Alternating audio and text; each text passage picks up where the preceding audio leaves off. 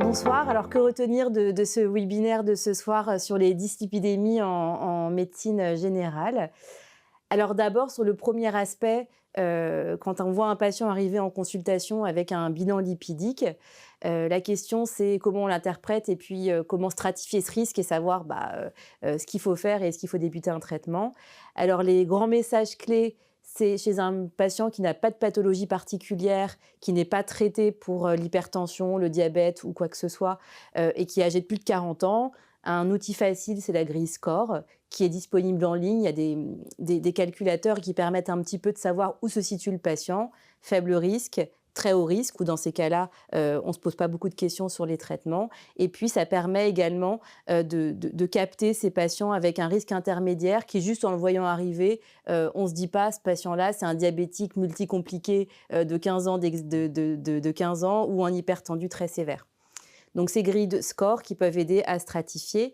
Ensuite, les objectifs lipidiques, ils n'ont pas changé. C'est toujours les mêmes que ceux des recommandations précédentes.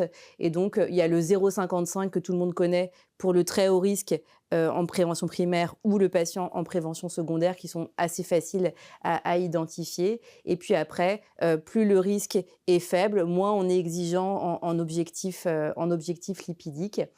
Et la difficulté, c'est chez ces patients qui ont un cholestérol à 1,60, 1,70, peut-être une hypertension débutante ou une intolérance au glucose. Est-ce qu'on a des éléments pour nous aider à stratifier leurs risques et mieux fixer ces objectifs lipidiques? Oui, alors pour les patients, en fait, vous l'avez bien vu avec Cécile, les patients à très haut risque, on les connaît, la prévention secondaire, les gros fumeurs, les patients diabétiques anciens, les patients qui cumulent les facteurs de risque. Pour le risque intermédiaire, où on ne sait pas trop où se situer et où on a du mal à se décider, vont nous aider à la fois ce qu'on appelle les risk enhancers, c'est-à-dire que si le patient a une lipoprotéine petite a élevée qui est pro-athérogène, pro-thrombotique, pro-inflammatoire, ça vaut la peine de traiter son patient sur le plan du LDL par ailleurs. Pour les patients, on peut s'aider de l'imagerie, et donc l'imagerie, à partir de 40 ans, le score calcique coronaire, qui est un scanner sans injection, permet de voir si vous avez des dépôts calcifiés, et finalement ça reflète aussi les plaques non calcifiées qui sont associées et qu'on ne voit pas sur le score calcique, mais ce score calcique est bien évalué pour le risque associé, pour l'évaluation du risque et pour décider d'un traitement par statine ou ézétimib ou ézétimib. Et vous voyez que la recommandation américaine que nous avons vue ensemble donne un guide pratique, un peu plus pratique au niveau européen, pour dire jusqu'où on baisse. Et finalement, pour baisser de 50% le cholestérol qui va stabiliser l'athérome, il faut soit les fortes intensités de statine à forte dose, à savoir atorva, rosuvastatine, soit une statine à moins forte dose, atorva ou rosuva pour les plus puissantes, associée à l'ézétimib, qui vous permettra de baisser de 50% par rapport au niveau initial. En baissant de 50% par rapport au niveau initial, vous voyez, ce n'est pas des objectifs, c'est l'amplitude de baisse. On sait qu'on baisse le contenu lipidique, qu'on renforce la chape fibreuse et qu'on diminue l'inflammation. Et au cours du temps, ce bénéfice augmente, on l'a bien vu avec différentes méta-analyses, donc il ne faut pas relâcher le traitement quand il est bien toléré, parce qu'au cours du temps, le bénéfice augmente au cours du temps, le bénéfice bien sûr en termes de réduction des AVC athérothrombotiques et également des événements coronariens, sans parler de l'artériopathe qui est souvent le polyvasculaire le plus à risque.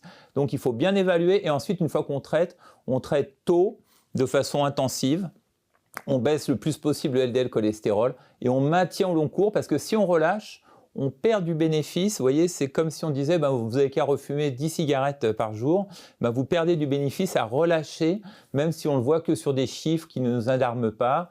En fait, ces chiffres traduisent également un risque ou une diminution du risque. Donc, maintenons les stratégies en sachant que les choses ont beaucoup évolué au cours de ces dernières années. Les stratégies sont de plus en plus performantes, de plus en plus efficaces et de mieux en mieux tolérées. Donc, n'ayez pas peur et agissez, quoi. Voilà, donc s'il faut retenir quelque chose ce soir, c'est que le LDL et le risque cardiovasculaire sont de façon extrêmement bien démontrée liés. Le LDL est un des principaux facteurs de risque. Il y a une augmentation proportionnelle avec le taux. Les traitements, c'est les statines en première intention.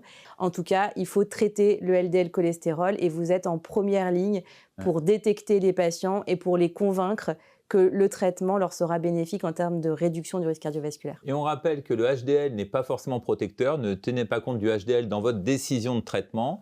Et on rappelle également que le sport ou les activités physiques sont bénéfiques pour la santé, mais ne baissent pas le LDL cholestérol. De même, l'alimentation est extrêmement favorable quand elle est de type méditerranéen. Elle baisse un petit peu le LDL, mais pas beaucoup, et ça ne suffira pas à atteindre les objectifs. Mais d'un autre côté, même si on a un traitement efficace avec un LDL bas, il faut garder une alimentation équilibrée, notamment pour prévenir les cancers et d'autres manifestations. Voilà, Merci Cécile, et merci Pierre, et bonne soirée et à merci tous. à vous.